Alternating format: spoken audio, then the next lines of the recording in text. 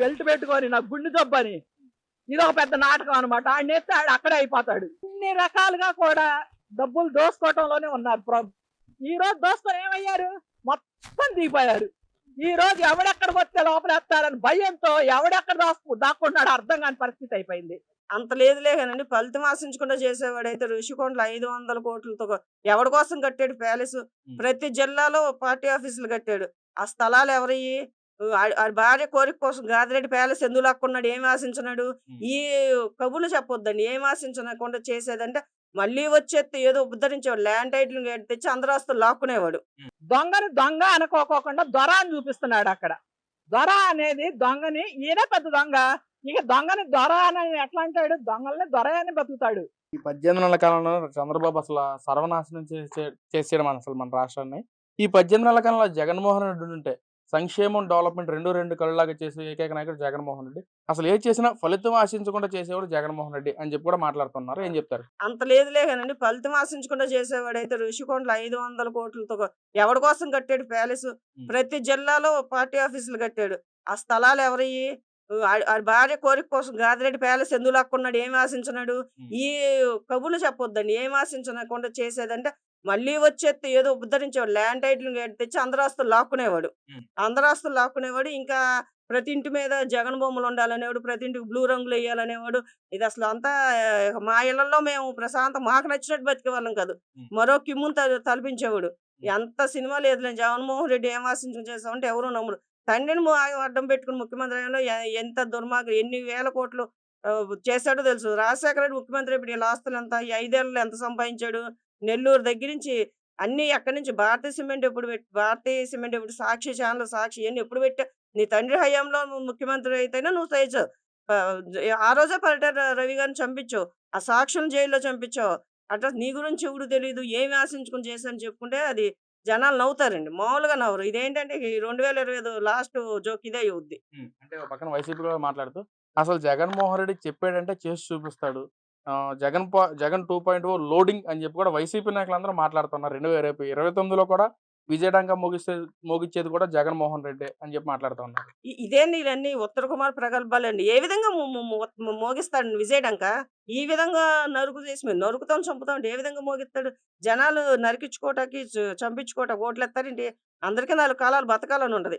ఎందుకు ఓట్లేస్తారు? వీళ్ళు ఏంటంటే ఒక రకమైన భయభ్రాంతులు గురి చేసి ఏదో మేము వస్తాం అంటే జనాల్లో కొంచెం మైండ్ డైవర్ట్ చేయడు. నిజంగా వీడు వచ్చేస్తాడేమో, అమ్మో వచ్చేసి ఏమన్నా చేసేస్తాడేమో అనే ఫీలింగ్ కొంతమంది ఇదవుతారు, మోటివేట్ అవుతారు కదా. అట్లా కావాలని చేసే కానండి.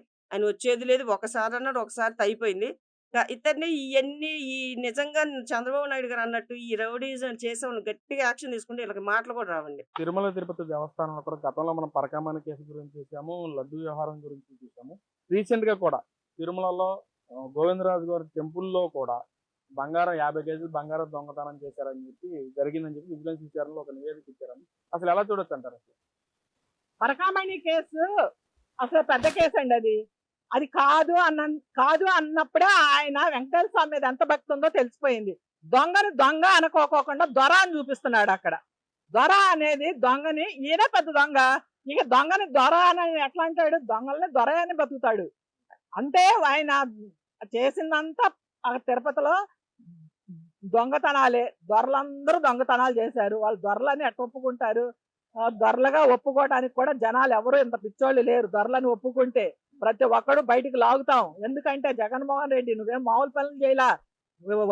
తిరుపతిలో నీ వాళ్ళందరూ కూడా ఎంత వెంకటేశ్వరంతో ఆడుకున్నారో అందువల్లనే ఈ టికెట్ల కాడ, లడ్డూల కాడ ప్రసాదాలు చేసుకున్నారు. ఆఖరి స్థలాన్ని తీసే కాడ కూడా అన్ని రకాలుగా కూడా డబ్బులు దోసుకోవటంలోనే ఉన్నారు. ఈ రోజు దోసుకొని ఏమయ్యారు, మొత్తం దిగిపోయారు.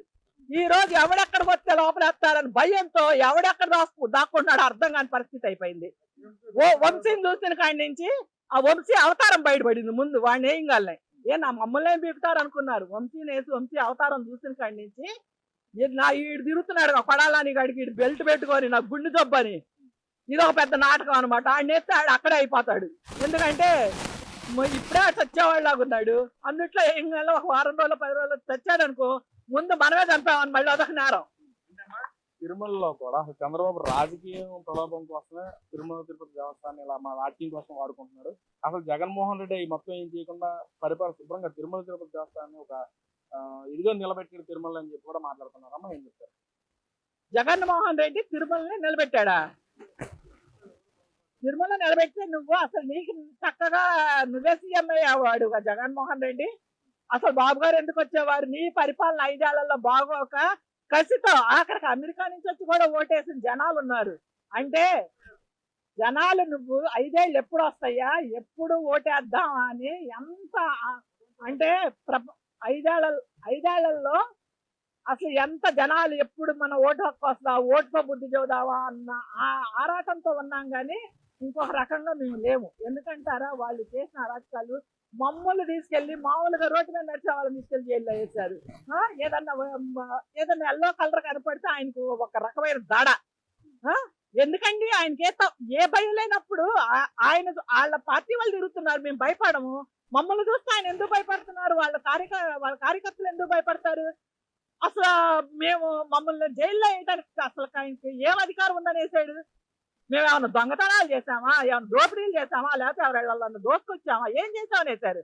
ఒక ఎల్లో కండవా, ఎల్లో డ్రెస్సు, ఎల్లో చీర ఏదన్నా కనపడింది అంటే ఆయన లోపల అయ్యిందే ఊరుకోడు. ఆయనకి ఆ ఎల్లో అంటే భయం.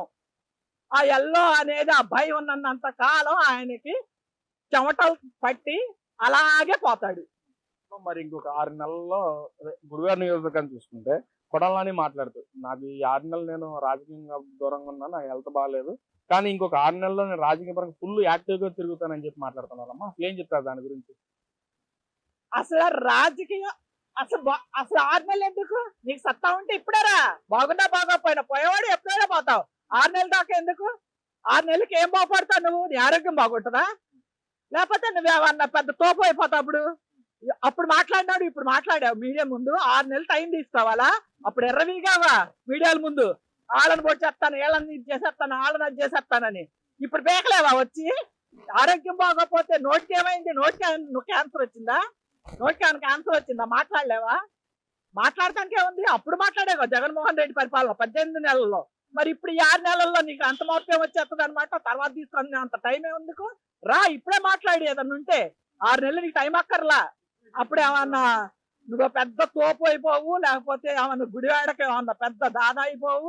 నీకేదో 6 సంవత్సరాలు 5 సంవత్సరాలు గెలిపించారు జనాలు, ఇంకా నెక్స్ట్ గెలిపిస్తారని ఆశ పెట్టుకోమాక. జగన్మోహన్ రెడ్డి రాడు, నువ్వు రావు, ఎవ్వరు రారు. అసలు కొడాలి నాని అనేవాడు అసలు 6 నెలలు కూడా ఉంటాడో ఉండడో. మాకైతే మటుకు ఆయన చూస్తే ఈ రోజే రేపు అన్నట్టు ఉంటాడు. ఎందుకంటే ఆయన అవతారం అలా ఉంది.